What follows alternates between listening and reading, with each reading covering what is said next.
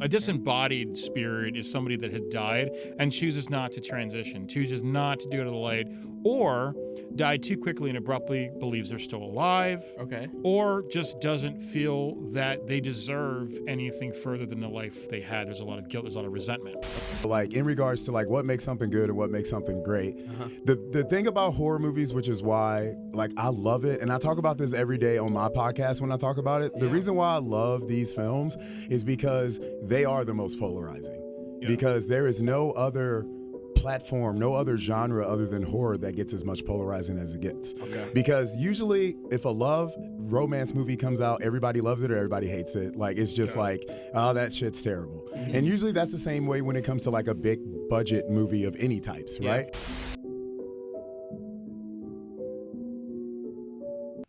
All right, welcome back to the Kickback Lounge podcast. My name is Drew Young, and we got my co-host today in the building, Kenny Brown. What's up, what's up, what's up? And we got two very special guests, two potential legends in the horror movie genre.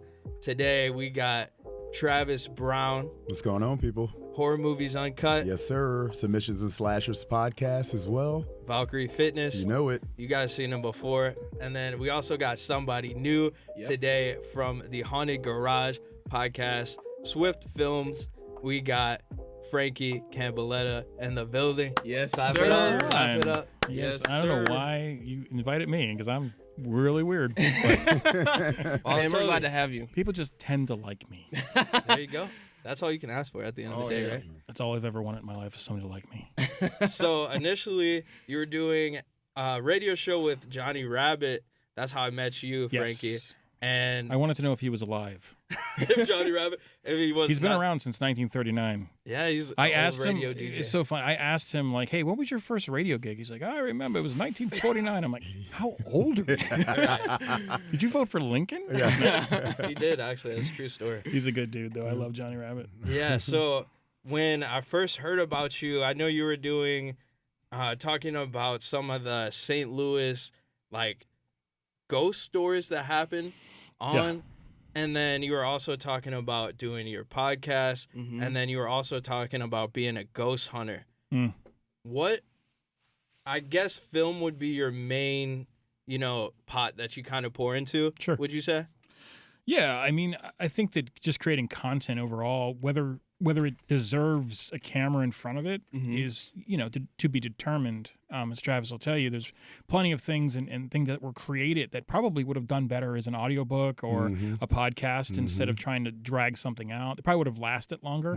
So you really have to judge whether we tend to start everything as a podcast and then hope that somebody will either be like, hey, I like that idea. Like, we should do a TV show. I'm like, yeah, that'd be great. So, I would advise, I mean, as you guys know, if you're just on the hustle and starting up, man, like, you got a great idea here and just trying to like kick back and stuff. But at the same time, I think that that's a great avenue to start, right? Because you could just pop off like that, Think about Zach and Sam and Colby. Like these guys start, I mean, these guys, 24 million downloads with the emo hair. I mean, they do it, man. Yeah, man. I'm in. So yeah, that's kind of how we got started. Is we were just messing around one day. We were playing basketball at the park. Two buddies. We literally were sitting there on an iPhone, just like mimicking a radio show. Drew was like mimicking a radio show. This was like 10 years ago. This was like we were very young and we just were, messing around, and it turned into this. It turned into brainstorming. It turned into being one of the most prominent, like hopefully prominent St. Louis podcasts on the market. Like it's just one of those things. Like, but I feel like that's so cool, I feel like that's common if you do anything involving this type of atmosphere. Like we are the little kids who were sitting in front of the TV acting like we were commentating the sports game we were watching. But we were also the kids who were reading certain stories and certain books and then also trying to envision what that looked like and what it would look like if that was actually put on a film. I remember 100%. Reading so many stories growing up as kids, and we all heard of them. We all read about them. The Lady in White, the prom date. Remember those urban legend chilling stories? Have you seen the painting? Yeah, the painting. Yeah, for sure, bro. Yeah, and it's one of those things where it's like, regardless of if you're doing something like in broadcasting or if you're doing something behind the scenes in the industry, like filmmaking, producing, or writing or acting, it's your creativity and imagination that brought you to it. You already put yourself in that place to be doing what we're doing right now. Yeah, exactly. He's right too. It's manifestation, brothers. You guys watched our latest episode, right? Where you have the bridge stuff. You have the headless riders, right? Yeah. That's from a really good cartoon in the 80s, which was the real Ghostbusters. Yep. They actually took real ghost stories and made cartoons. Exactly. And it's just Supernatural did the same thing when they first came out. If you remember the first season of Supernatural, it was all involving Wendigos, Bloody Mary, and every single urban legend. Bride, every single urban legend you heard about. Yeah. And people have been doing it forever. I mean, they got it's coming back. Grimm. Grimm is coming back. I did not know that. And mainstream people went after Grimm. Oh yeah. Because of the whole like detective, like kind of cop side of everything with the show. Yeah. But for people like us, we were all about the stories because we remember the Grimm tales and what those stories were, how meaningful they were to people growing up. So yeah, I mean R.L. Stein too. I mean Goosebumps. we grew up St. Louis. Yep. St. Louis. I didn't even know that's St. Louis. Yeah, man. Born and raised. It's not just an ice cream cone and a hot dog, guys. Right. We have R.L. Stein and a toasted rag. Right. And the wrong cheese on our pizza. The wrong cheese. So you don't like cheese that sticks to everything in your mouth. Oh man. God. I wanted cheese, not Gorilla Glue. Exactly. The reason I brought you guys together is kind of obvious because you guys are both horror fanatics. Yes. So let's get into how you guys got started in this field. We'll start with you, Travis. Okay. Yeah, I mean, everybody that knows me knows my story. My mom used to scare the out of me growing up, okay? And she was probably the biggest influence in regards to that because not only was she watching all those films, but she was reading all the books that the films came from.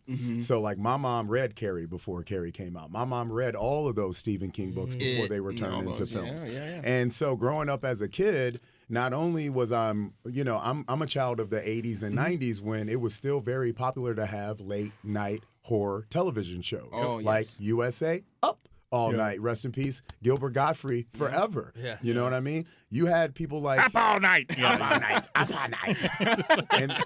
And if you like, and I don't know how much we could cuss or anything, but if you like titties, Rhonda Shear, you waited to see her on Saturday night, or Elvira, Cassandra Peterson, and I've had the honor to meet. I knew I was a boy. I had the honor to meet all of these people. So like at a very, very young age, when you're growing up in the 80s and 90s, I mean, horror was just as important as Metallica was back then. You know what I'm saying? And vice versa. Exactly. And usually they were within the same circles too. Yeah. You know? So as a kid who was a little different because I loved hip hop culture, but also loved punk rock culture. So I was a kid who was skateboarding, wearing a Gang Starr t-shirt, but I had a hat on that had like, Rancid or Misfit patches on there, or Minor Threat or something like that. So I wasn't the normal black kid. I was that original token of my school. You were kind of ahead of your time. Yeah, almost. big time. I'm what all y'all motherfuckers are now. I was gonna say no. It's a he's joke. telling the truth, I'm real. Like all y'all walking around with your little Naruto shit on.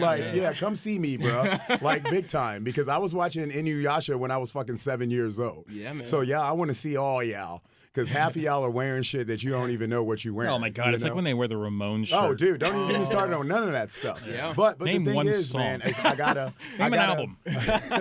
I gotta bring it back to my mom though, man, because my mom and she still writes fantasy novels to this day. Oh, that's amazing. And so like her bringing me into this world of mysticism and horror and macabre and all these Dinar Coots and all these writers that she had in front of me every single day. I just created an affinity for it, man. And then once I actually got into it, it was just like, it was over. All right, what about you, Frankie? So, I mean, he brings up a lot of good points. I'm definitely thinking you're a Gen Xer like myself because we didn't grow up with cell phones, right? Yeah. We had bricks that we threw at people, and sometimes they could make a phone call. Right. And then we had these pager things. These pager things. Yes, I'm calling space. I'm after pagers, but... Yeah, the Palm Pilot. Flip phones. I had a beeper. I was unpopular. The only person that beat me was low cell. Turned out to be a battery. Did you have a Palm Pilot? So it was pretty terrible. No, I had one. You had a Palm Pilot? I had one. I had a Palm Pilot. Man. And a BlackBerry. You get mad and you just break the screen. But no, I started. I think that you come up in an interesting genre of horror, right? So you have. I mean, it depends on where you stand with. It's looked at as the golden age. in regards to like American slashers and stuff. It really is. I mean, you have like it really kicks off with a bunch of different films, especially Chainsaw Massacre, right? Who's not really even in the slasher category, right? Because it's more serial killer. It's almost more about what you do in regards to the whole documentary, because what people forget is TCM should be looked at in the same regard as Cannibal Holocaust, because these were actually your first like found footage movies, in a sense. So. Absolutely. I mean, Hannibal. The guy was. They were looking for him. They thought he actually did a snuff film. You know, it's like, no, it's well, the turtle was real. An Italian chef, and I make a great gazpacho.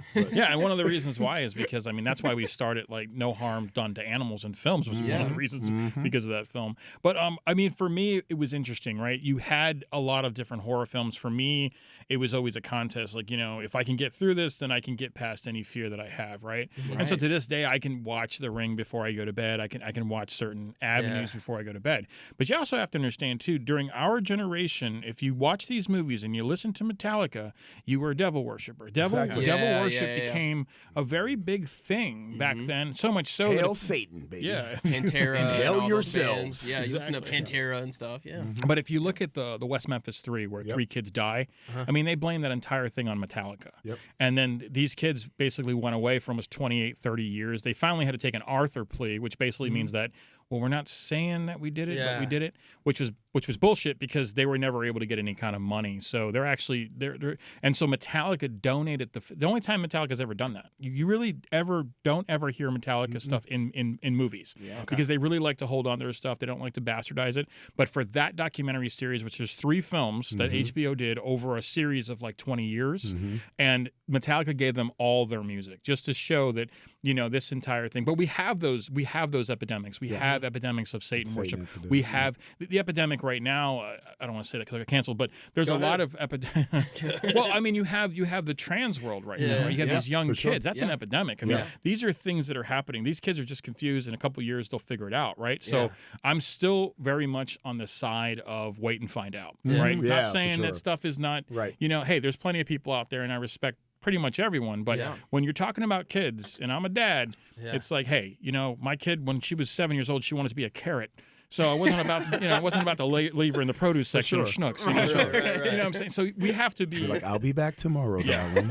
Okay, you play nice with the lovely squashes next to you. Stay here with the celery, make a mirepoix. And if somebody tries to put a little green thing around your ankle, you say not today. Exactly. So I wanted to ask you guys this. Like you guys both mentioned this, like the golden era of horror. Yeah, man. Can we talk about that for a second? Because like honestly, you guys are speaking facts, man. That's like, us, you had man. like Friday 13th and all this stuff was like prominent. A lot of cocaine, though. Yeah, prominent. Get back to that. Because those storylines, wow. Yeah.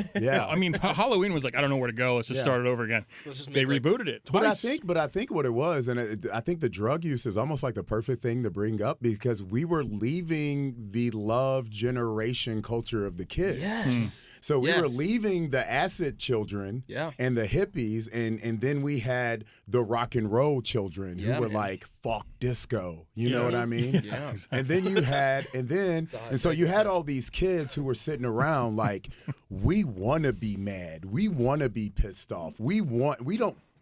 All that lovey-dovey stuff that our parents were doing, we don't want anything at all to do with that. We want darkness. We want fire. We want brimstone. We want gay lead singers like Judas Priest. Yeah. You know what I mean? Who's also a Christian. Exactly. Also a Christian. Gay Christian. There you go. And so we're breaking rules here, people. So what happened is, and it's funny, I was just talking about Pump Up the Volume with a friend of mine the other day.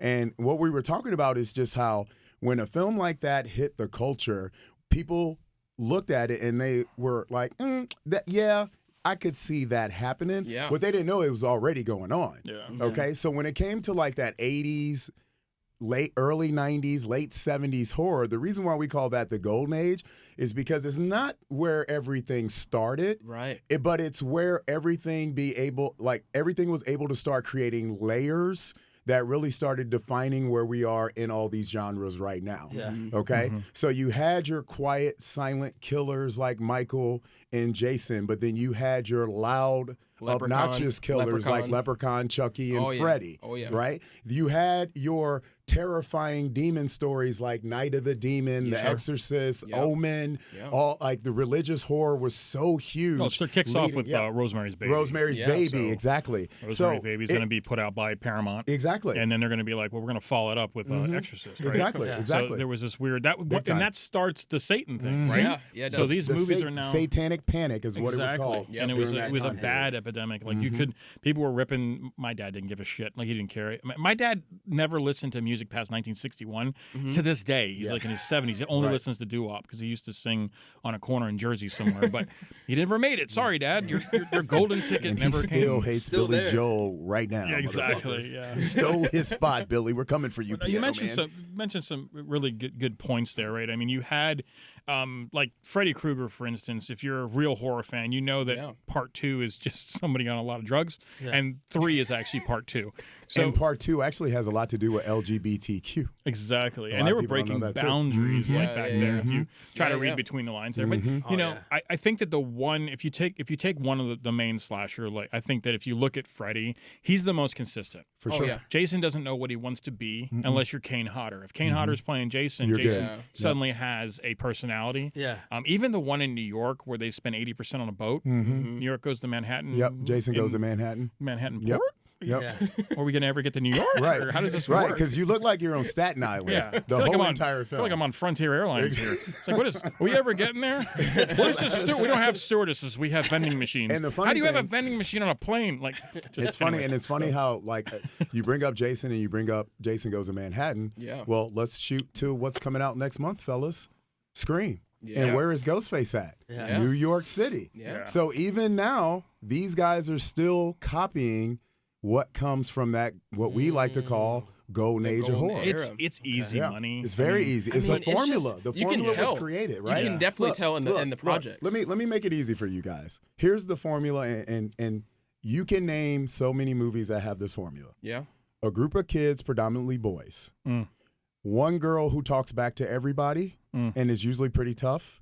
Some supernatural presence in either their town or school. Stranger Things. Right? Yeah. And then the parents are clueless. Let's start naming titles, fellas. Goonies. Goonies, yeah. Like Stand By Me. Monster Squad. Monster Squad. Yeah.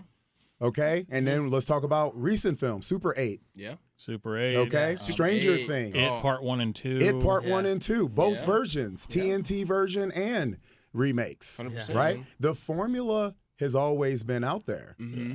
Summer of '84 tried to do it. Yeah, they failed miserably. They failed, though, because the formula doesn't work all the time. Yeah, you still need a strong writer. You still need a strong writer. And it just wasn't there. I mean, look at movies like Cabin in the Woods. That was a weird take on that same concept. Like, all right, what if we took the stereotypical crew cast, right. but then turn on its head? That was just weird. Well, the beautiful thing about Cabin in the Woods and why it still resonates with horror fans today is because that was the film that came out and said, all right, we've been watching all this shit from the 80s and 90s, and now let's make fucking fun of it. Dude, it was crazy. It was nuts. Because you thought, like, oh, is there going to be a sequel? Because what it did, what is this? Because what it did is it took people like me and Frankie who are like Evil Dead fucking horrors. Yeah. And it made us watch something that made us say, yeah, we're all kind of fucking silly for watching this shit. Yeah, it was just very, very strange, man. Yeah. So what sets a film apart, like, makes it okay to just great? Candyman.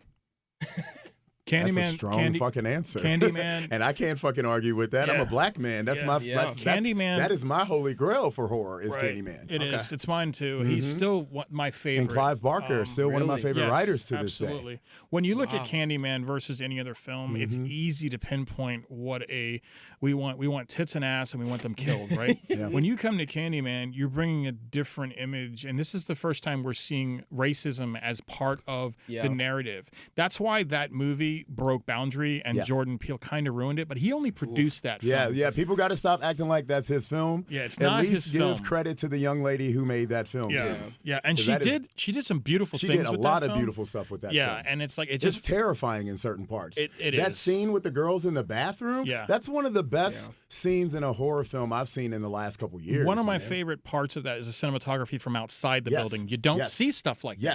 You see this guy floating around the room because like you've always wondered that in the head. I'm like, oh, wonder what the neighbors think. And it's like, this guy just like, but I think that that's a film that separates everything from the Be My Victim. Yeah. And I think you can also go to Hellraiser. Okay. A lot of people don't understand Hellraiser. And the remake coming out too. Yeah, the remake is phenomenal. You seen it? We got something to argue. Yeah. That's great. I like the woman lead. I got a picture of her in my phone. I talked to her for an hour and I told her how much I hated the film, but I enjoyed her. So you took a picture of her? Yeah. I was at the world premiere. It was a secret screening at Fantastic Fest this year.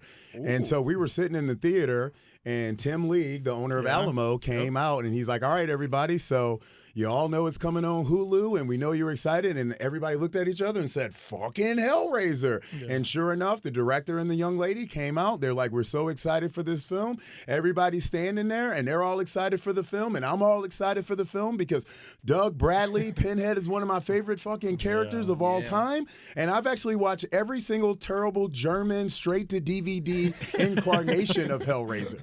Okay? Right. We have the Volkswagen with the needles. Just in the bites. Just get in the back seat. They're everywhere. And they keep just coming through the wall. Our budget was $10 American. But when I saw the film, the thing that I was just upset because I wanted more. Mm-hmm. And so my own expectations soured me from the film. Yeah. That was You shot yourself in the foot by doing big time. That, oh, big time, man. Yeah, you can't every time you see a reboot, and I knew you better. did know better. And I was gonna ask, like, I knew better. How do you guys feel about that? Like the reboots? It depends. So I hate Marvel movies. Okay. You want to talk about just saw Ant-Man? Just saw Ant-Man half an hour ago. Want to talk about formula? Jonathan Majors killing it out here, y'all. I mean, Ant-Man's different, right? It adds a comedy and it adds a really good actor that was actually in a horror movie. If you can name that, I'll give you $5. Halloween 6, Curse of Michael Myers. Correct. Tommy Doyle. Excuse me. Time out. The original Tommy Doyle. Yes. Not Anthony Michael Hall for all you little youngsters out here. Yes. The original Tommy Doyle. Let's speak facts on this show. Paul Rudd, dude. Yeah, let's speak facts here. He has not aged. No. Paul Rudd still looks exactly the same. Yeah. Mm-hmm. I really haven't seen a horror. So I love Rob Zombie's Halloween. Yeah, we got another thing to argue about. I love it, man. Yeah, and it is one of the most polarizing. It really is. And it's hot and cold with people. It depends on what your interpretation is of Michael. I think that reboot's That's good. what it is. I think the newer ones, I think they did a really good job with number one. Yes. And then it kind of fell apart. Yep. Trying to bring in somebody else and Michael Myers got weak. I mean, it made the whole film weak. Yeah. And you know what? Like, to their credit, I think it's still, like I said, I think it's Blumhouse. I mean, that produced that. So when you look at from those perspectives, I know what they're trying to do, and I think that's really awesome. But like when you have a horror fan, if you guys have seen the movie, they put him in a car compactor, and it's like they've cut his head off already in H2O. Yeah. LL Cool J's best role ever. Whew, God. I don't know, man. He was pretty good in the Shark movie. Yeah, he was What was that? Code Blue? Big Blue Sea. Big Blue. What was that? The Big Shark Blue Sea, movie. right? Big Blue Sea? Yeah. Was it Big Blue Sea? I think sounds like something from like Pixar or something. Yeah, because you had him and Samuel L. Jackson was in that Shark movie too. Big Blue World. LL Cool J comes out. So like to go back to what you were saying though, like in regards to like what makes something good and what makes something great. The thing about horror movies, which is why like I love it, and I talk about this every day on my podcast when I talk about it. The reason why I love these films is because they are the most polarizing. Yeah. Because there is no other platform, no other genre other than horror that gets as much polarizing as it gets. Okay. Because usually if a love romance movie comes out, everybody loves it or everybody hates it. Like it's just like, oh, that shit's terrible. And usually that's the same way when it comes to like a big budget movie of any types, right? What do we got coming out? Creed's coming soon, right? Now a lot of people are excited to see Creed. When I see those things, I'm like, man, this looks like the goofiest hip hop videos I've ever seen in my life. And I know I'm gonna get hate from people who love me because they love them some Creed. Yeah. Michael B. Jordan cannot act. I'm sorry. The man looks good. The man looks good. They were fantastic. Yeah, I mean, hey, look, bro. Killmonger was good. Look, man. Hey, I'm not trying to say the man has done anything bad or per se. I'm just saying in regards to what he's doing, I feel like the man should be a lot better than what he is. Not Denzel.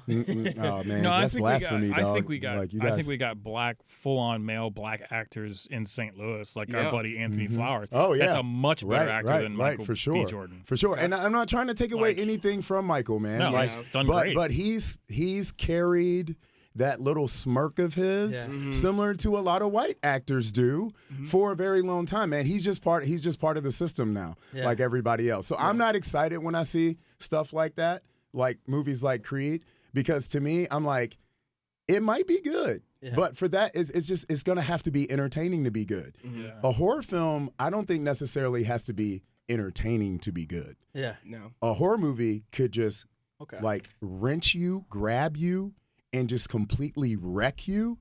And you wake up the next day and then you realize how good it was. And that's why when you talk to people who watch horror films, they always say, yeah, I saw that movie 20 times.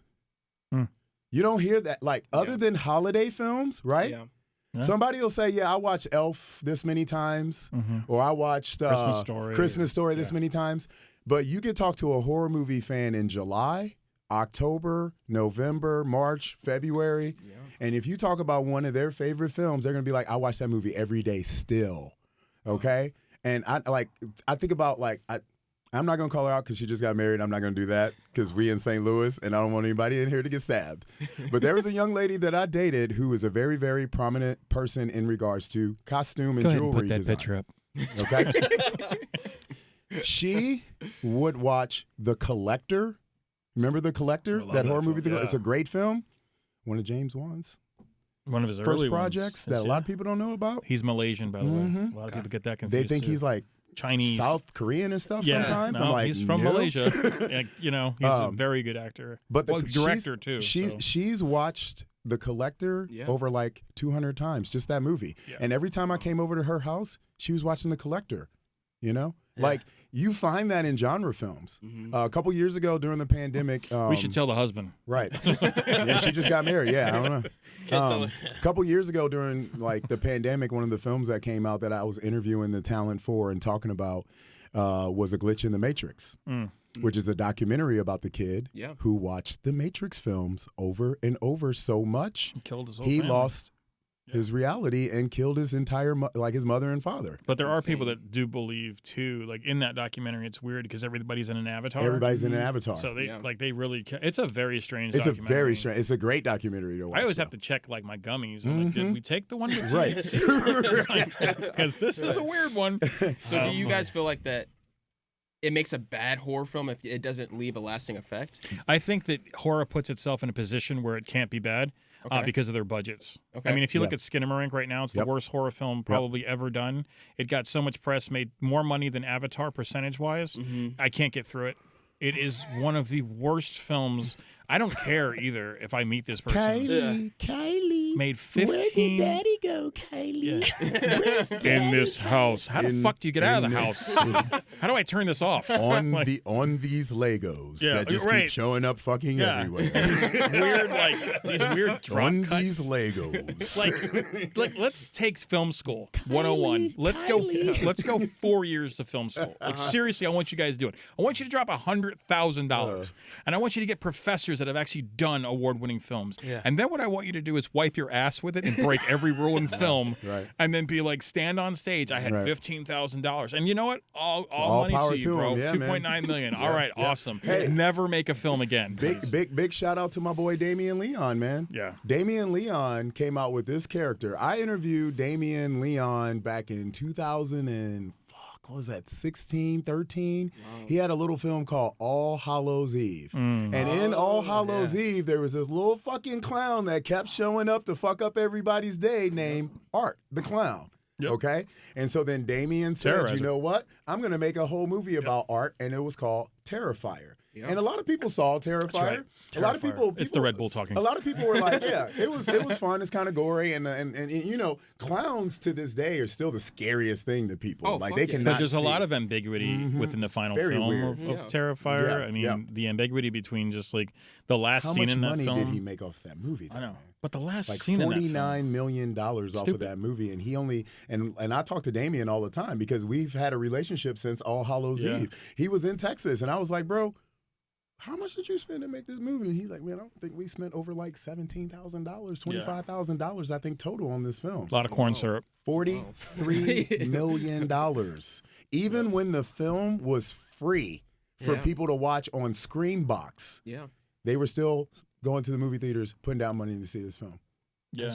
That's insane. But so the beautiful thing is, go ahead. That's why horror films don't lose. They really don't, unless you get a lot of money. The ones Woman with in Black. That's the one with Daniel Radcliffe. Yeah. Right? Oh my God. The book is phenomenal. Yeah. I know, but like and the first film was great. The second film I couldn't get through. I was the first film was good. I think me and you saw it together. Yeah. We were sitting in the back of the theater, and we're just like, "What the fuck is going on?" Like he's walking through like this cemetery, and you're just like, But it's the like, first film was the way first back film when. the first film and The Woman in Black. They were actually in a house that was the most tide. That was the most unique thing about the film, with the tide. Dead mud kid. If the mud butt too, right? Yeah, dude, for real, bro. Like, this kid's just dirtying up the fucking house. You're haunting us, and you're fucking shit up there. Like, you're seeing like greasy, dark ass cheeks everywhere in this fucking house. What is he doing? I mean, he's got he's just sitting in mud. He's just sitting in fucking mud, right? Ringworm in his ass or something. I don't know. But I think like, for a movie like Woman in Black, what makes people get into it, for me, what got into it is what we were talking about earlier. Yeah. Woman in Black is like a perfect like representation of an old classic ghost story that has now been turned into film. Okay. And they're not going to always get it right. No. Because the stories are always going to be the campfire stories are always going to be the best, which is why we are kids who also grew up, and now it's been remade, and they still show it on Paramount Plus right now. Are You Afraid of the Dark? Yeah. We are the Are You Afraid of the Dark campfire kids, okay? Yeah. So that's why, like, movies like Women in Black. The Scarecrow one. Jeepers Creepers. Yeah. Like, that guy's a pedophile, though. Right. The new one fucking sucks, and if anybody likes that movie, I need your address when you're showing up. That's not the original guy, though, right? No, man. What about Hansel and Gretel? You want to talk about? If you want to talk about a horror film that went completely awry and away from script, hell? The first film was all about the song. Second, third film, never played it. The second film has Mr. Eric Newsom. Is that Eric Newman? Yes. Eric Newman calling you out. St. Louis Ladue graduate. Yes. And if you don't remember where he's from, he is the older brother in Malcolm in the Middle's best friend at the military school, the one that's always getting him in trouble. At the academy, At the academy. Yep. He's from St. Louis, and he's the asshole racist kid in Jeepers Creepers 2. Points to me when he says racist. Yes. Racist kid. He saw my Trump post and thought it was real. Yes. Fucked again. Right.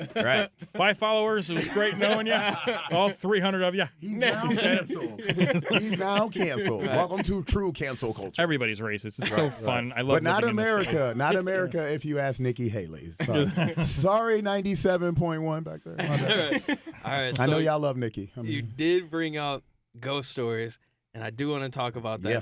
Well, he said, I was mentioning that he was a ghost hunter when I was formally introducing. Right. And then from what I got from your reaction, it's like, oh, well, I don't fuck with ghosts. No, I was more curious if the true black reaction is yes, I don't fuck with ghosts. 100%. We don't fuck with squirrels, dog. Right. You know what I'm saying? Name a show aside from Ghost Brothers that made it into the ghost channels, right? So we call them ghost channels, right? So all the shows. Yep. You never see a black lead in that. Hell no, dude, because they're too smart. Never. If the house tells you to get out, you get the fuck out. Like, that's why, Eddie Murphy, man. Yeah. Like, that's why everybody looks like Zach Baggins. Every single person that's in it. I just don't believe in ghosts at all. But no, the reason why I gave the reaction is because I was actually curious on if he was actually if he was on the actual ghost hunting side, or was he just interviewing ghost hunters? Gotcha. That's why I was asking that question. That's why the reaction was, I was like, oh, ghost hunting? I didn't know that was part of the haunted garage realm. You know what I'm saying? Because all I know is I watched the podcast of these two dudes, and for like 30 minutes they are one-lining each other over and over again. I'm like, bruh. I don't even know what the episode is about, but I'm just watching tennis go.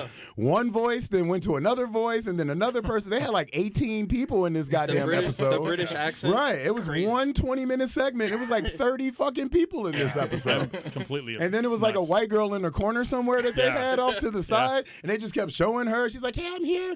Yeah. I'm alive. I'm free. I'm safe." Yeah. Like she's like blinking at the screen. Yeah, it's actually our manager. There you go. It's hilarious. So great episode. If you want to answer the question, Frankie, go for it. What? Yeah, I mean, I think that it's interesting. I don't like the term ghost hunting. Okay. I do it from a different. So me and my partner Jeremy, which I wish was here, and we'll have him come. Yeah, you guys got to do something. And Travis, together. yeah, great. For sure. But like, I think that we look at ghost hunting a little bit differently. We don't like to alienate ghost hunting, but I think that if you go to the really early stages of where ghost hunting starts, right? Ghost hunting actually starts in the UK, and this is where all the ghost channels begin. This is when the shows start. All UK.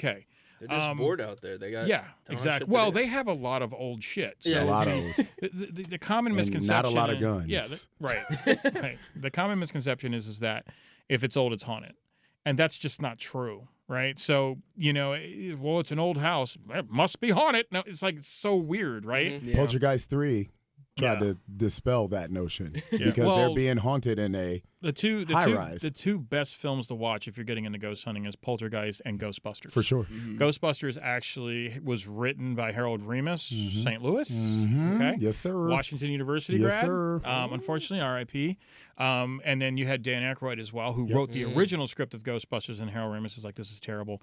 Rewrote the whole thing. But they were both very much into the paranormal. Yep. Okay. We approach paranormal differently as the sense of we look at it as trying to help the disembodied. So there's two types of realms when you're dealing with spirits, right?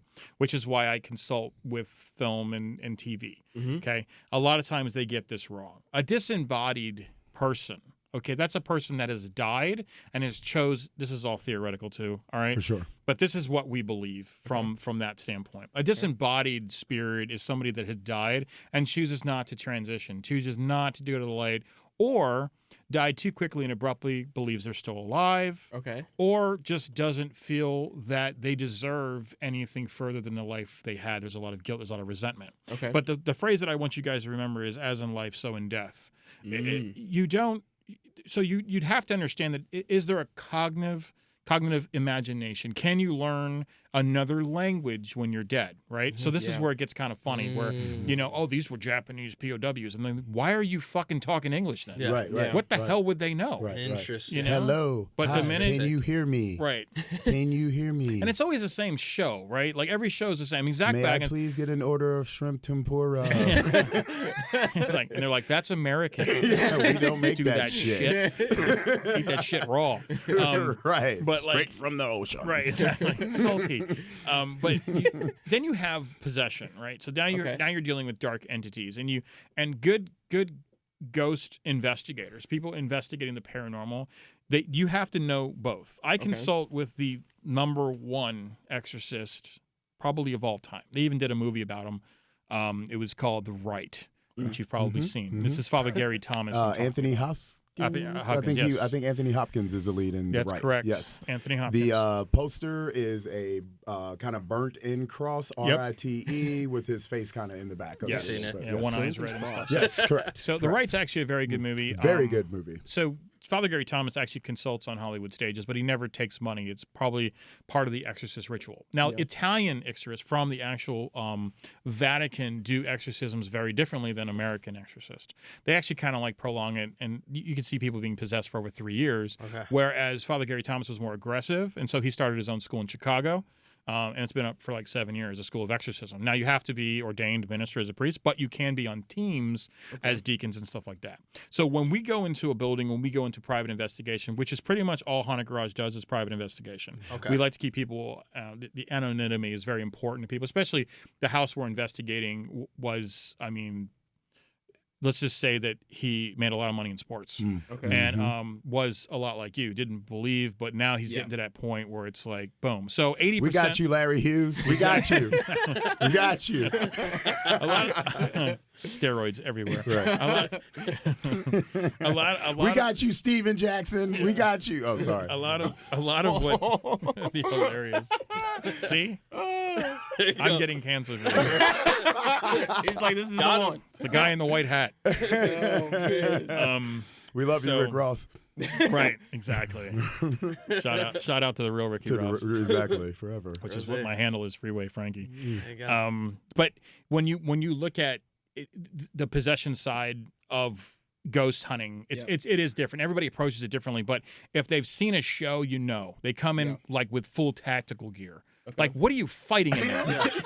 It's like there's a freaking guy coming behind him. I'm on your 6. I'm like, what is happening? Right. How do you know where this thing is? Yeah. Like, they always go right to the basement or the attic. Yeah. If I'm a ghost, I can't wait to be a ghost because I'm gonna fuck with people. Yeah. I'm gonna be like, are you here? Yes. And then poof, they bolt. This is a big show on Netflix right now, right? Where you had this 20 days and all this stuff. Like, all these people they got, we know. They're a bunch of jokers. They're all from the Midwest. They are jokers. These are the worst paranormal plumbers on the planet. Okay? It's what they are, man. The one chick sitting in the room trying to channel, and she's like, I gotta go. The whole reason why you're on this show is to find out what's in there. Why are you leaving? Right. Didn't you want? This is the reaction. It's kind of like when you go to a restaurant, and you're like, man, I'm really in the mood for steak. You order the steak and you leave. Yeah. That's that show. Yeah. Didn't you want to stick around for the steak, buddy? Yeah. So when we approach it, it's very differently. And the other thing, too, is when they walk around with Mel meters. Yeah. So when you get into ghost gadgetry. So ghost gadgetry, Mel meter is actually invented by a person that lost his daughter, who was Melanie. He believed that EMF technology was a way of transferring frequency and that they could communicate. In those senses. That's great. So that's why it's called the Mel meter. It's actually named after his daughter, right? That's awesome. So you'll see him do this, and then the best thing on these ghost shows, when the lights go off, they're all looking at the device. Like, oh my God. But if that is lighting up, you don't look at the device. You look up around you. Yeah, you're supposed to be finding what that energy is. Yeah. But at the same time, I think that there are decent paranormal guys. What we try to do is try to help those ghosts move to the next level. Whereas Father Gary Thomas will tell you this too. The saddest thing is that when you have a haunting in a restaurant or in a famous place and people go there, he has approached those restaurants and he said, do you want me to exercise this house and help them transition on? In 90% of those cases, they would say no. And that, for me, is terrible, that you're keeping somebody hostage in there. It could be a child that's afraid. It could be a person that doesn't know why they're still here. This is shown a lot in the only Conjuring movie that was true, and that's part 2. Everything else was fake. Okay? Everything else is fake. Also, let's get to the bottom of the Warrens. Okay, Ed Warren was not ordained by the Christians or the Catholics to do exorcisms, okay? The person they're referring to in those movies is a father by the name of Father Martin Malachi, which they don't have the rights to use Father Martin Malachi. He's still protected by the Vatican, even though he left the Vatican. So if you're a priest and you leave, you're still a priest. Oh, yeah. And even though he didn't have the sacrament of exorcism, he was one of the best in exorcism. So when you watch those films, the Warrens, where I believe they started their intent beautifully, it corrupted them. Yeah. And they became all about money, and they started inventing shit and fake. The cousin, too, the nephew, that guy's a creep, man. Around the time Amityville, horror stories first started. Which I don't believe that was ever anything haunted. Yeah. That was a lot of people coming out and really going after the Warrens on, if this stuff is actually true or not, because then you started finding the stories about how they were people getting paid to keep these stories going on about this little house up in Long Island.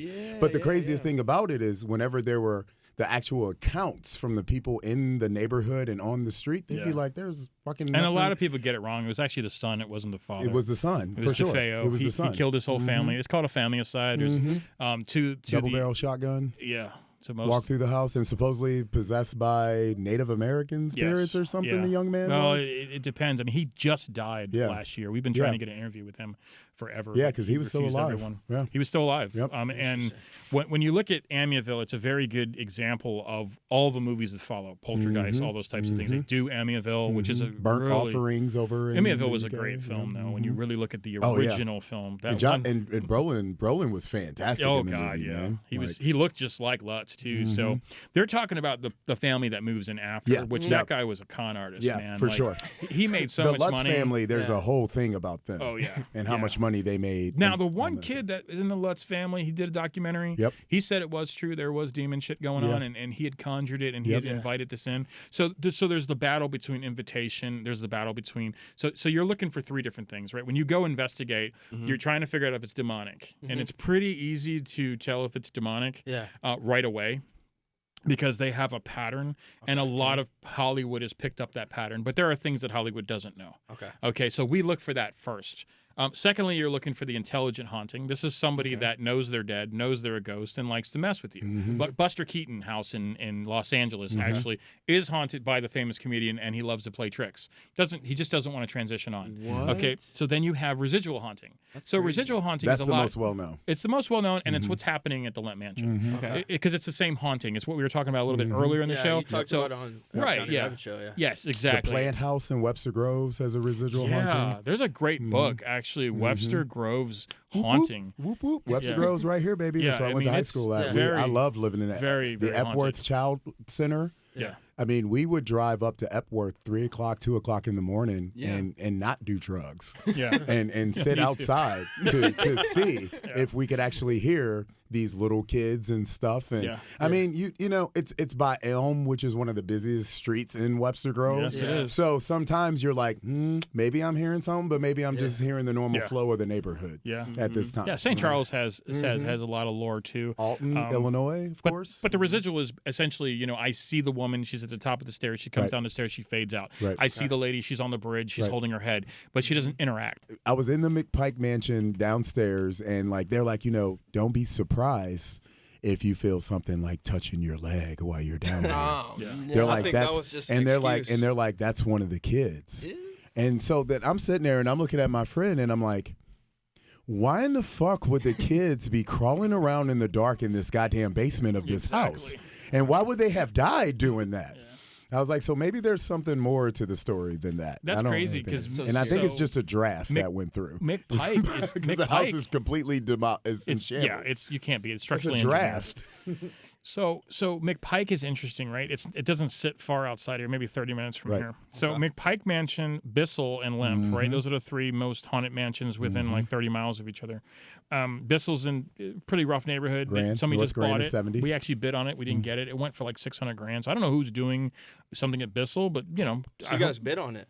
We did. Okay. Yeah, we lost. They were doing the mystery theaters, murder theaters for murder dinners for a while. Yeah, Lemp still does it. Yeah, Lemp still does it. But Bissell was doing it for a while too. But they need too. about $300,000 worth of just plumbing. Yeah. So we had to like bid low and just be like, well, hopefully no one bids on it. But yeah, somebody came in, an investor. Yeah. It might have been even a family member of the Bissell fortune. So you just never know. Yeah. But with McPike, it's funny because that is what really launched Ghost Gadgets. And it was one of Zach Baggins and the Ghost Adventures first episodes was McPike. Yep. And that was the time that I really realized that me and him were not going to get along because we knew the history of Pike and nobody is buried on that property. They're all buried in the cemetery, which is about a mile away. Yeah. You can literally go there. So see it the was whole very family there. But this is when Ghost Gadgets become, and then Ovulus and all these different ridiculous, terrible ghost inventions. First of all, science would tell you that you'd have to prove that you can actually talk to the dead in order for it to be an actual device. Yeah. We use older stuff, dowsing rods. We use our gut. We do like camera. We do like night vision. We like infrared cameras. You never know. But then you go back into like, why would they be bringing it? Why would it have heat? Right. Like, you just think about the logic behind that. Like, because we don't.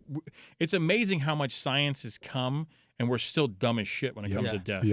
Just dumb. Like, wow. I think it's like the whole fourth dimension, you know? Yeah. Like, there's a theory The Taco Bell commercials? No, oh, that's the fourth meal. Sorry. Yo quiero Taco Bell. Let's get canceled again.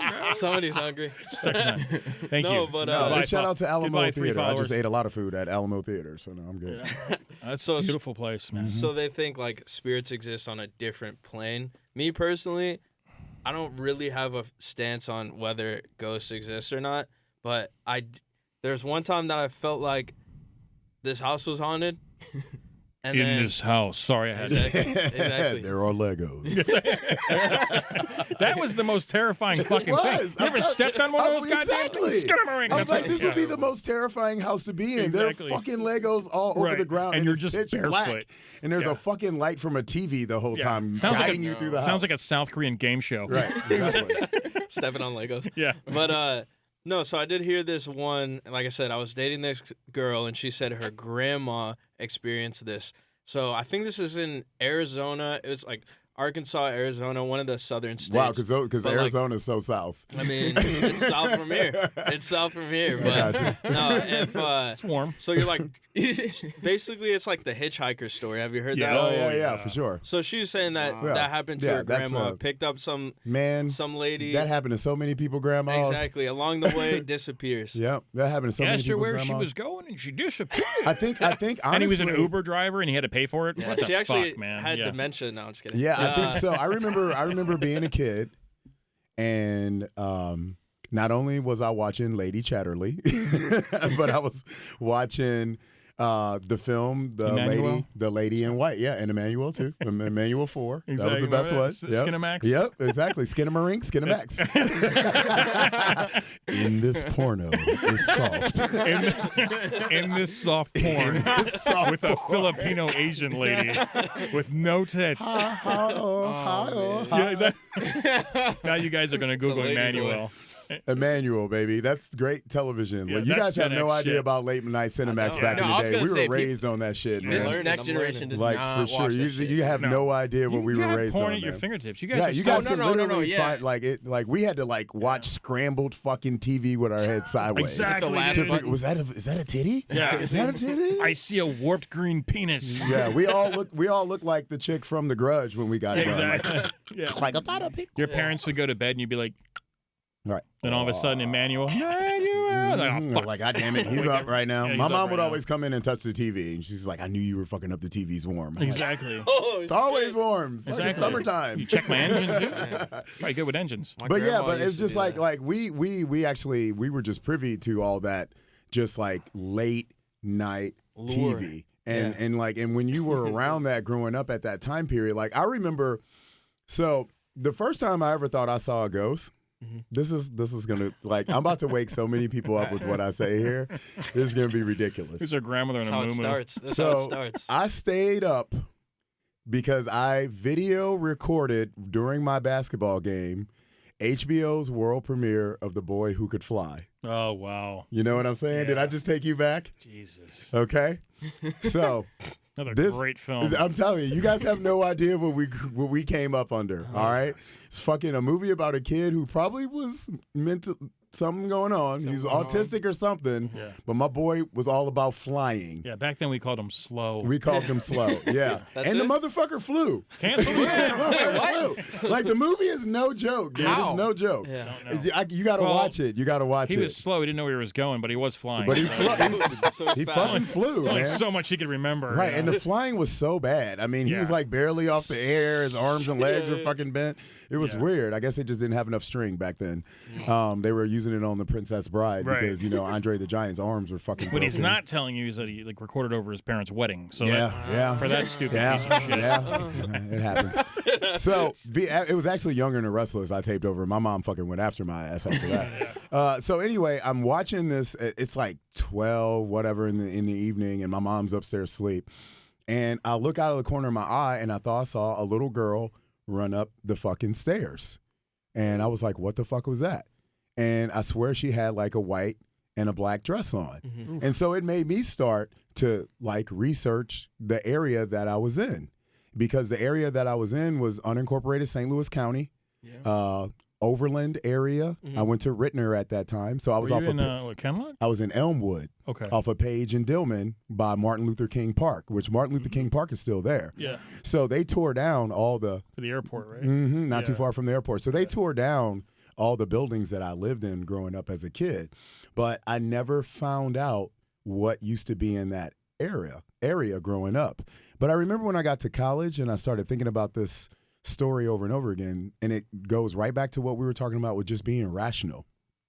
I sat there and I'm like, you were 11 years old. You stayed up till like 1 o'clock in the morning to watch a fucking movie about a little white boy flying. Yeah. And you saw a white girl run up the stairs wearing like a Pepperidge Farms outfit. I was like, you were sleep deprived. You know, because what I asked that or myself. just premonition of your life. Because what I asked myself is, even if I did see a ghost, what the fuck would she be doing running up the stairs of this newly built townhouse community? Well, she was watching that movie. Yeah, she was watching The Boy Who Could Fly. You know? So that's why, like, I totally get what Frank's saying on there is like, when you do think about these energies and these spirits and if they're actually out there, and I'm going to talk about something that I would love to get his opinion on, it makes you think about like, all right, let me just put some fucking sense to this. Why would this person be here? Why would this, like he said, why would this be cold? Right. Why would this be hot? Right. But one of the things that I can say, and this is what I want to ask Frankie about, is I've always thought about the other side of spirits in regards to energy, like the ones that you feel their energy when you come in. Yeah. And one of the things that is very prevalent in society is kind of that night terror, where people will feel like someone is demons pressing them down I've had that in the bed. Yeah. So sleep paralysis. Yeah, the sleep paralysis and stuff like that. So I remember being a little kid. Now, were your eyes open or closed? Mine were open. Open. Yep. Open. Mine were open. Yeah. It was terrifying. And here's the thing. It wasn't happening to me. It was happening to my cousin. Okay, so you remember when we used to have to like sleep in the bed with your cousin or something? Yeah. You slept down that side, they slept down on that side. Yeah. So I'm sleeping in the bed with my cousin, and I felt that it was like a red energy. Yeah, fuck that. That was like right next to him, and I'm looking at him, and his eyes are closed, but they're like moving, like he's clearly busy, and I can see him like trying to move his arm, and then I'm trying to say something, I can't say nothing. I'm realizing I also can't fucking move. Dude, that is the worst. So I'm laying, like his feet are by me, and I'm laying down, and I'm looking at his head up there, and I almost feel this very red, evil presence in the room. My grandmother told me that a long time ago. Yeah, right? My grandmother told me a long time ago there was like this guy or something that lived on that street that used to go around like beating fucking children that didn't belong to him and shit. And so I was like, what the fuck? What if this motherfucker, like, because they had a creek behind them.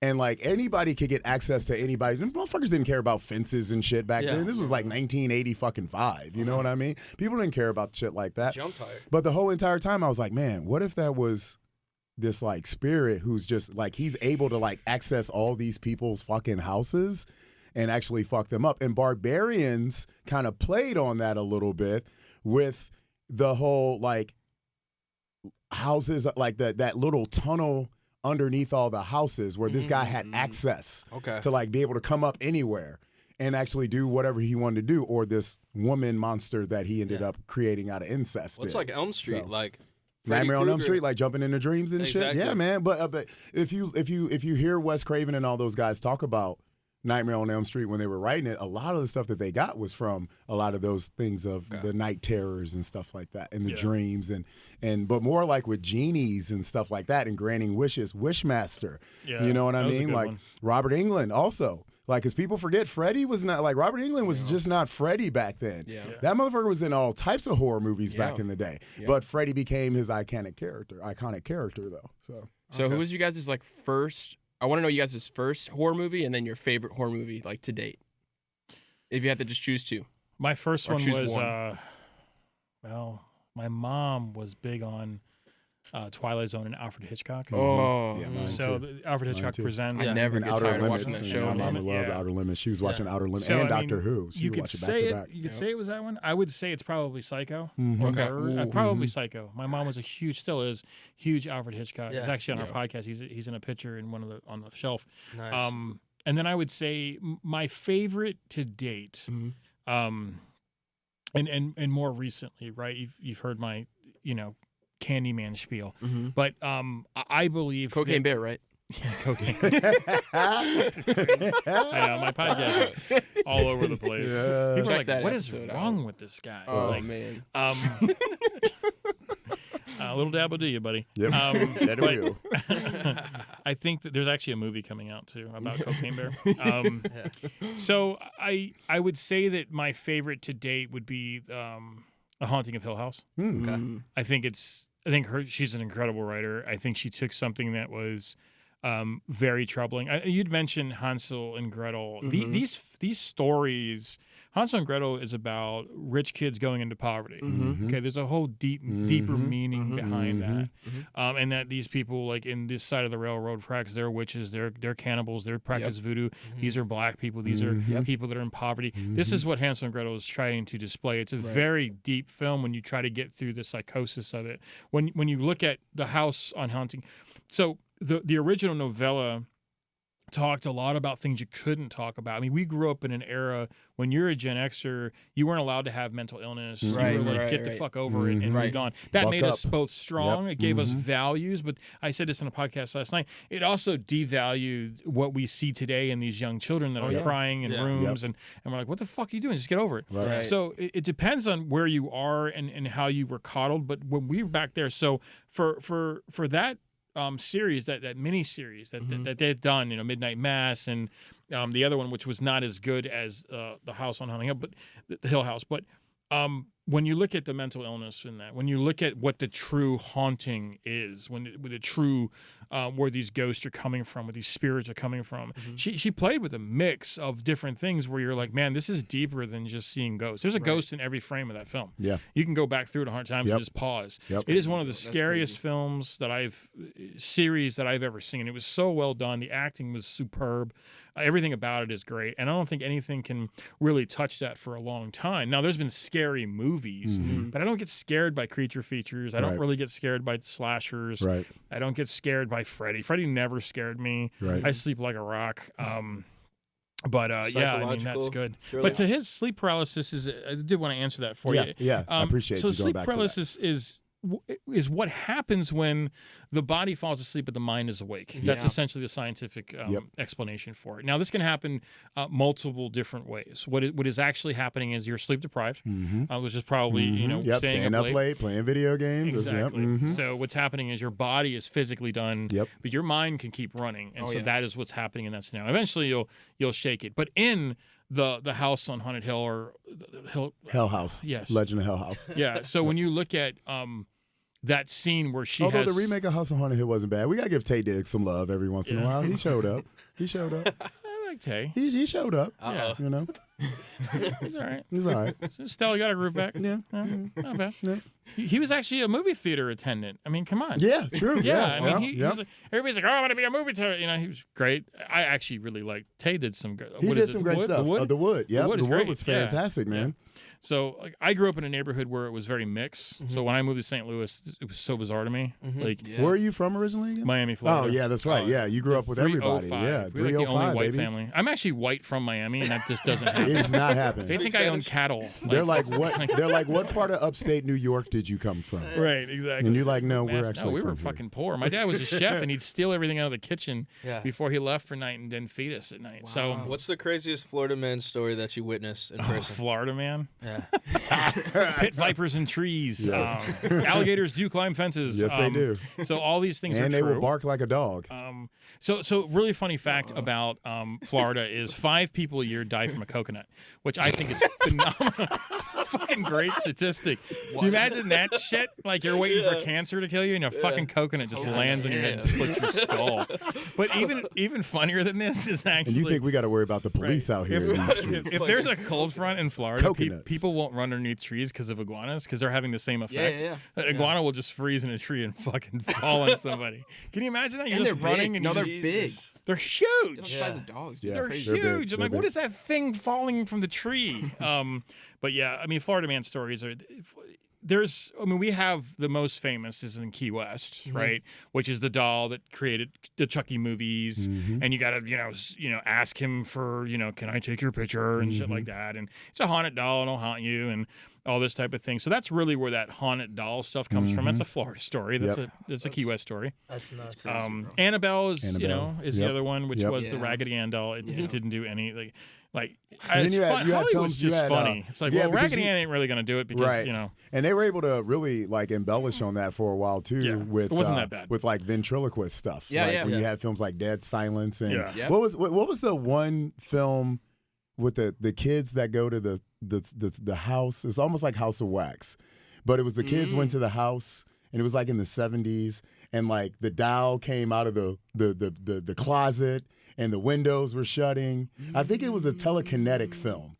And it was I know what you're talking about. The one guy's in the bedroom and the knives are flying at him. Yeah, and the dummy comes out and starts laughing at him. It's a real stupid name. It's a goofy name, like something Beach Party Massacre or something like that. Yeah. They really, for a while, master bedroom. Something, right? Something like that. But we're just trying to make money here. For the longest time, they really tried their hardest to embellish on the doll stuff. They even made a movie in the 80s called Dolls, and it had the cover was one of the dolls had her eyes missing. A Haunting in Connecticut. Haunting in Connecticut. Yeah. Is it really another good film? This talks about the ectoplasma that was very big during coming out of the guy's mouth. Yeah, and they did this. I mean, this was a very interesting thing during the spiritualism movement. This starts roughly antebellum. Yep. The Fox sisters kind of bring spiritualism to life. This is this renewed idea about, ghosts and stuff like that. So, and you see that in some films, and it picks up. But yeah, I mean, I think for me, the sleep paralysis thing is something that...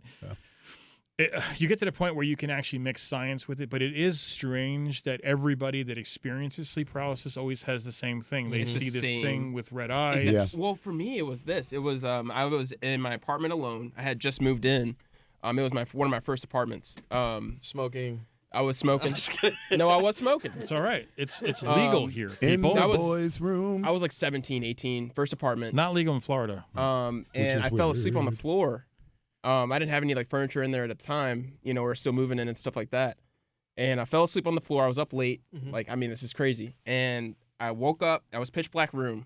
And I remember trying to look around. And then I tried to get up, I tried to stand up.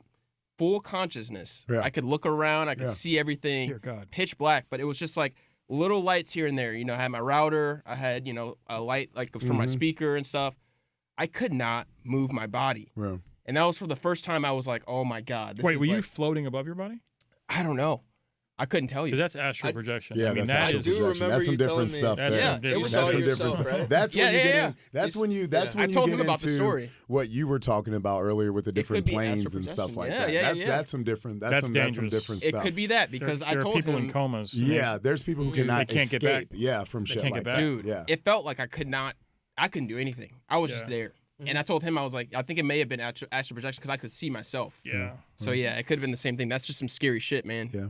I don't believe in ghosts. This is, I think, one of the biggest films in horror right now is Insidious. Yeah, for sure. And James Wan is touching on astral projection with the child. Big time, yep. So that's what's scary, but he has to get back, and he has to follow the voices and stuff like that. And that shit's freaky, man. Yeah. It freaks the shit out of me. And that's what was so smart about what James and the writers were doing with the film is they gave you the first film, and they didn't tell you, this is they didn't give you the glimpse of what you were actually paying attention to because they were scaring you so much that you weren't noticing certain things were going on. And then they came out with Insidious 2, and then they taught you. They said, hey, you remember that door that opened on that part of the movie? Yeah. Look who's coming through that door right now. So they were setting you up for everything that's getting to where they are now with the final installment of the film on the way. Right. And it's one of the best developed films, meaning because it has it's so great. The Ghost Hunters, the comic relief, those two guys. They're they great. Just make the film. They're great. Is that involved with Conjuring and stuff? Is that all the same universe? No, totally separate. No, totally it's separate? different. It's different. Okay. You just have a lot of the same cast because James likes to use like a lot of the same people, which Quentin Tarantino's known for that. Everybody's known for that. Rob Zombie, we were talking about that earlier. Everybody's known for that. Jordan Peele. Richard Roundtree would probably not have a career yet still if it wasn't for Rob Zombie still out. You know what I mean? Like it's. He got dogged because of the Munster stuff, which is. I think that's kind of unnecessary. Like, but you're allowed to do it. Yep, you are allowed. See, I think Gen X is just that we didn't. The need for social media has destroyed us as a human race. And I'm not saying that it's not important. It is important. It's great to connect to people. It's great for business. Yeah. It's great to just talk to somebody that lives miles away. But at the same time, I think that your viewers, your younger audience, really needs to understand that when Xers, and they call us boomers, which is really funny. We're not boomers. That was the generations before us. Yeah, Xers made mistakes. We didn't have enough kids. Right. And we treated our kids with Ritalin and Adderall. Yeah. And that's why you guys are the way you are. Dependent on drugs, dependent on these mental illnesses, dependent on all these things. That's our fault. So we can take credit for that. Yeah, we fucked you up. Sorry. But when the thing that we went through as kids, too, is that, like, you were allowed to say sorry. You were allowed to have redemption. You were allowed to make good. You were allowed to do over. And I think that what both political parties, no matter where you stand, some people, I liked Trump when he came out, man. I thought he was fucking crazy. And I'm about it. I'm about the crazy shit, man. I love the drama, right? Because I am a filmmaker. Like, how do you not love that guy? I think you said the same thing that every single comedian said when he came out. Like, every comedian was like, we're actually happy he got elected because we have a year's worth of material now. Yeah, well, CNN tanked after he wasn't president. For sure. So everybody's using that to guide themselves. So for somebody to be, like, canceled for certain things, horror is the only genre where you can get away with fucking anything. Yep, you can kill kids, you can kill animals, you can kill anything. It's like metal music, you know, you could say whatever the fuck. But this goes back to what you were saying earlier with your question. When I will tell people all the time, like, I have such love for so many things in the horror movie genre. I love my little pale Asian women. I love all my slashers walking around stomping with big ass toys and stuff like that. But I am always going to be a Hellraiser fan as my number one film of all time. So that's why you hated the new one. Exactly. And it's because like this whole world of what was going on in kind of the underground in England, where you had this kind of like latex BDSM culture that had been going on for a minute. And in America, we were like this repressed society at that time that we would see the kids up in New York and Detroit and stuff, in LA wearing stuff like these in clubs and parties. But you never saw anybody put this on the forefront in the screen and say, hey, there's also, like, this is what we're going to have our main focal point of our monsters dress as. So when the first Hellraiser came out, and the second one I love just as much because it tells so much more of the story of the box and Pinhead and the Cenobites and the levels and stuff where they come from.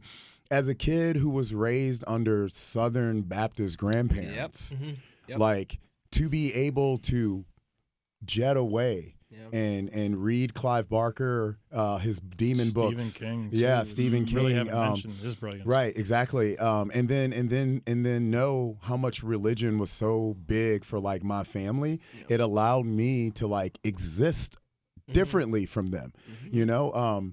Like my mom knows. Like, she was like, I don't know why you like that Juicy J and DJ Paul. I don't give a shit what their music sounds like. They're called 3-6 Mafia, and I'm like. And I got a Hellraiser poster on my wall. I was like, everything you guys are telling me every day, the spirit, the Lord, the this, these guys are not telling me that. So that's why I'm hanging out with them. And Hellraiser became one of my favorite films, and it is still one of my favorite films to this day, which is why I will always have love for the Cenobites, Pinhead, everybody. Today, I like films like Landmine Goes Click. Independent film. about a couple backpacking through Europe with their best friend, and you find out the best friend is having an affair with the girl in the couple, and the ultimate revenge, the guy gets him to step on a landmine that has been buried in the ground that they don't know if it is still live or not. Yeah. And just when you think the movie can't get any more terrifying, there's a crazy guy that lives in the hill with like a rabid dog who comes to harass this guy, and he doesn't understand why he won't move. Yeah. And he doesn't speak English. So he's making his dog attack him. And the whole entire time, this guy knows, I cannot get off this landmine. It is probably the best revenge movie I've ever seen since I Spit on Your Grave. Yeah, I love revenge films. Spit on My Grave has been Drag Me to Hell. They've been done over so many different times. Yeah. So that would be my answers on stuff like that. Well, we only got a couple minutes here. Killing it, fellas. I want to get. I wish we had more time. I know, man. I want to get a final message out of you guys, whether it's like the direction you see, or you want horror films to go in. Any message you have to like somebody that sees this, to your fans, to supporters. We'll start with you, Frank. I think they need to come out to the Haunted Garage Horror Festival. We're doing it at High Point this year. Yeah. It's huge. Wood Cinema, St. Louis. You might see your boy here possibly doing some work with the fellas, hopefully. Would love to. You guys got to. Would love to. High Point, Stomping Ground, bringing it back. Late Night Grindhouse from back in the day. Let's go. When they bought that, I was like, oh my, I'm going to their Oscars thing. Okay. It was so fun. But I think big shout out to James and all those. Yeah, James Bree, Chris Clark. I mean, just everybody. Great people. Yep. But when you think it like for young filmmakers to do, if you stay in the horror genre, you're going to have a lot more flex. Yep. You're going to have a lot more. You don't need to worry about budget. You don't have to even worry about. We had a kid submit last year. He won Most Grit. Christopher, I want to say his name's Christopher Williams. He won a lunatic story or something. I'm trying to remember the name, but he wins that film because man, he films this thing on like a friggin' old VCR type VHS tape, and it's him as the main actor, and he got his friends, and he plays a lunatic, and it's a found footage film, but he did it in such a creative way. It was actually from the sheriff's department. Somebody stole the tape from the sheriff's department and watched it, because this was a serial killer that actually filmed himself killing people. It was a great concept. I mean, he's still doing great stuff now. We're hoping to see him back. But you know, for young people, I mean, if horror is not your thing, then you got to look for something that you got to play in the sandbox, right? Because budget today, when I left film school, we were still shooting on friggin' actual Super 16. Like I went into a different field because I can't afford a camera. What am I supposed to do now? Right. So back then, everybody was pitching scripts. Right. But if you're living in Miami, you're not going to get to LA. I mean, Quentin Tarantino was our hero because here was a kid that was doing Reservoir Dogs for like $7,000. Right. You know what I'm saying? And had those actors and in because they believed in him. Yep. I mean, you know what I'm saying? So it was a different time, and like I would say, 1 hour photos and stuff, man. Exactly. When you get a guy like Robin Williams to be in your movie, like excuse me. If you have a good enough script, I mean, some of these guys they have the money. They don't need money. They want to do good film, and you have to look. And I would advise filmmakers now with a little bit of money. I would go after Mike Madsen. I would go after actors that have fallen outs because we need to bring this thing about redemption back. Let's bring these guys back because they're still. Mike Madsen is one of the best actors Hollywood has ever seen on the silver screen. But he had a bad disease called drug addiction. But he was an incredible actor. I hope one day to work with Mike Madsen. He has a film right now coming out that they're actually looking for funding, and we're really thinking about putting something toward that. But when you look at those types of people, I would look for the low hanging fruit. And even stayed busy during his addictions. John Cusack's another one. John Cusack will not wear tights. I met him at the Two Line a couple years ago, and he told me straight up, like, we had a little conversation together and stuff like that. We had a great conversation for like 15 minutes. That was what it was about, and he's like, I want to read scripts that I want to fall in love with. And John Cusack's still one of my favorite actors. He plays a great serial killer, Paperboy, if you've ever seen that film. Like, just so he plays a great detective. What's the one-word movie when they're in the motel and everybody's dying? Oh, a room. Well, Innocence or Inner? Is it? It's with the bald head guy whose eyes shift back and forth. And the whole entire movie is actually in his head. And the little kid ends up being the killer of all the people in the hotel. I'm trying to remember that. It was like started with a C, I want to say. It was like one word. Yeah, he does great. Does great films. But I grew up with him. Big Stephen King fan too. Yeah. He actually auditioned for the part of Arnie and Christine and didn't get it. Didn't get it. It's pretty crazy. Didn't get it. Yeah, Better Off Dead, One Crazy Summer. Yep. Grew up on those movies. And then Like very young Demi Moore. Yes. In One Crazy Summer. Yeah. Like very young. Grosse Point Blank. Mm-hmm. I mean, All High right. Fidelity. Okay. Yeah, High Fidelity Best forever. album ever. Yeah, for sure, for sure. Better Off Dead, $2 is gonna forever be one of my favorites. $2. All right, final message for you, Trev. So, so everybody that knows that I have a podcast is called Submissions and Slashers, and one of the things that I always talk about on my podcast is trends that I'm feeling are going on in horror, because horror is very cyclical. You're gonna we have our zombie movements, we have our vampire times, we have our alien invasion times. We didn't even get to those. They all happen. They keep regurgitating, they keep coming out, and you get these transitions in these time periods where they're just stuck. So like right now, I feel like we're gonna get back into home invasions coming up pretty soon, a lot more. Yeah, maybe. You're really gonna start dealing back Last with house that on the left. exactly that dynamic of humans being evil again, because the monsters can only hang out so much before everybody gets done. Yeah. I mean, they got A Quiet Place, the new one's on the way where they're doing day one to kind of talk about where it all came from and how those monsters got stuck in the ground. So for me, what I always want to say is it's a reason why these guys like John Carpenter, Stephen King, Clive Barker, Wes Craven, Kevin Williamson. It's a reason why these names is because these guys have all been able to speak to a generation. So if you want to get into this, I really don't care about your budget. You are allowed to make as many mistakes as you possibly can, as long as you are consistently trying to get better. Right. But I think if there's anything that I would ask for this current generation to do, is somebody needs to make that definitive movie for this generation, and it ain't out here yet. No, it's not. It's not out here yet. It's not Skinamarink. And it's not Skinamarink. No. Okay? It's not a movie about Legos. No. Yeah. Okay? And The really telephone. No. and really it's not any of these remakes. Yeah, it it's has not got Cocaine to Bear be either. No, it has got to be something that someone puts out that actually defines the genre for that generation, 100%. and that's what I'm Jordan looking Peele. for right now. And it's going to be simple. And it's going to be very simple. Yeah. It's going to be something It's gonna very be simple. Damn it. All right, so where can they find you guys? Shiftfilms.net. You can find us on YouTube at Shift Films. You can also find us. Follow us on the Haunted Garage. That's our big Subscribe, Instagram. prescribe. Yeah, we only got about 426 organic followers, so we actually get a lot of interaction with our people. Okay. A lot of filmmakers are in that group. Yeah. A lot of big horror guys are in that group. So it's fun to see that grow over Yeah. time. So yeah, we're hoping to get to 1,000 of followers that we really know. This buying shit and having blue checks, we don't care about that. We want quality followers. Same so if you're here. into horror, if you're in the Horror Fest, if you're into stuff like that, if you have a good script, if you like Schweets, I don't know why I always say that, but Yeah. And that's Swift Films. Right, No, right. Shift. Swift. Our Shift. Shift Remember, films, just not like Swift. cars. Shift Films. Like Yep. shifting right. the gear.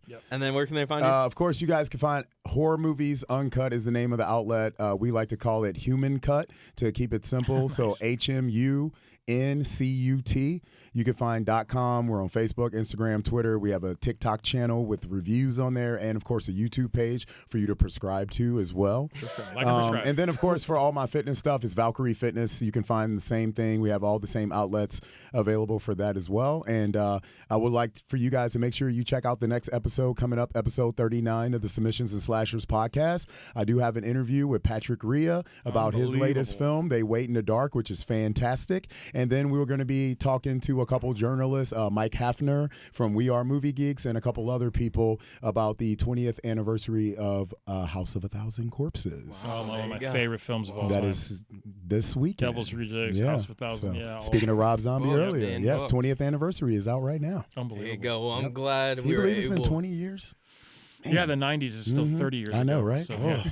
yeah. I'm glad we were able to get you guys Yes, for together. sure. Yes, I can man. tell. This is great. the Yeah, chemistry. this is I knew that would hit. I just had to sit back and ask like three questions. I think I got 3 questions in. Yeah, it was No, fantastic. I think we have good camera time. For sure. Yeah. I For gave him his sure. own camera. The guy needed his own Yeah. camera. Not fighting with that. He's a star. He's a star. And then Kenny, you want to shout out yourself? Yeah, it's Kenny Lee __Lee on Instagram. And then we're going to get a he had to YouTube look channel up his started soon. Instagram, yo. He had to look Yes, it up. Sir, you can find us at the Kickback Lounge Podcast on YouTube. You can find us at TKBL Podcast. If you want to find me or anything that I do, find me at FreeDinio on Instagram. Yes, You sir. know what it is. Thanks for watching. That Make youth's sure, life, baby. I was gonna say, Yes, shout out sir. Youth Media. Make That's sure right. you rate 5 stars. Yep. Subscribe, like, comment your thoughts. Prescribe. prescribe exactly. And comment, people. Like, we want feedback, we want some engagement, man. Comment. Like, we see you guys watching, right? We see you guys watching. We know you guys are paying attention. You're tuning in. Give us some feedback, man. That's how all of our platforms get better when we hear from you guys. Yep. Yeah, man. Chime in. Yeah, if you hate us, subscribe anyway. Right. There you go. That's the outro. Thanks We're for going to come back for Last of Us. All right. There you go. Oh, Last of Us. All right.